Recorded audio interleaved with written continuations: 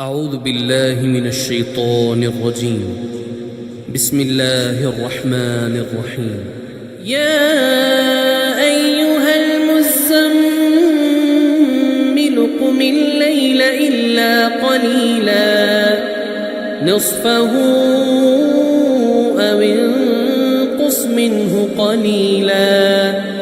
أو زد عليه ورتل القرآن ترتيلا إنا سنلقي عليك قولا ثقيلا إن ناشئة الليل هي أشد وطئا وأقوم قيلا إن لك في النهار سبحا طويلا واذكر اسم ربك وتبتل إليه تبتيلا رب المشرق والمغرب لا إله إلا هو فاتخذه وكيلا واصبر على ما يقولون واهجرهم هجرا جميلا وذرني والمكذبين أولي النعمة ومهلهم قليلا إن لدينا أنكالا وجحيما وطعاما ذا غصة وعذابا أليما يوم ترجف الأرض والجبال وكانت الجبال كثيبا مهيلا إنا أرسلنا إليكم رسولا شاهدا عليكم كما أرسلنا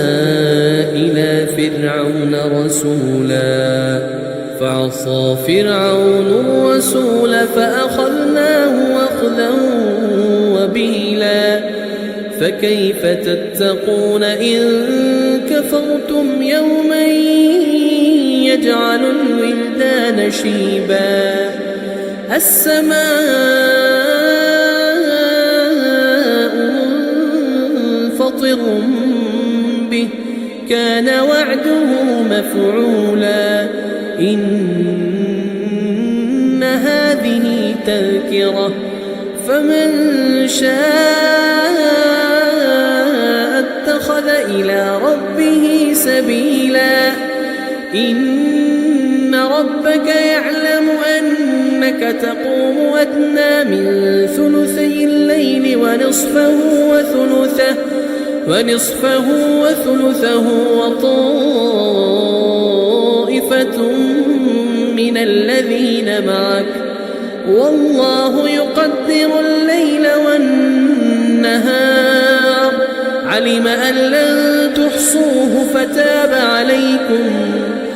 علم أن لن تحصوه فتاب عليكم فاقرؤوا ما تيسر من القرآن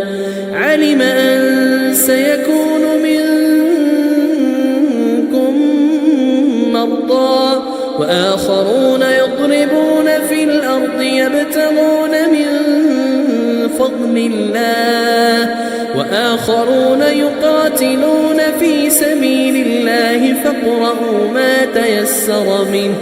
وأقيموا الصلاة وآتوا الزكاة وأقرضوا الله قرضا حسنا وما تقدموا لأنفسكم من خير تجدوه عند الله هو خيرا وأعظم أجرا واستغفروا الله